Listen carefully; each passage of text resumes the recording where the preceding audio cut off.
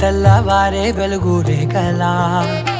పచ్చ పచ్చ పచ్చి మట్టి బొమ్మలా అల్లి బిల్లి వెన్న పాల నురగలా అచ్చ తెలుగు ఇంటి పూల కొమ్మలా దేవదేవుడే పంపగా ఇలా దేవతే మా ఇంట అడుగే పెట్టెనంట బ్రహ్మ కళ్ళలో కాంతులే మా అమ్మలా మా కోసం మళ్ళీ లాలి పాడేనంట.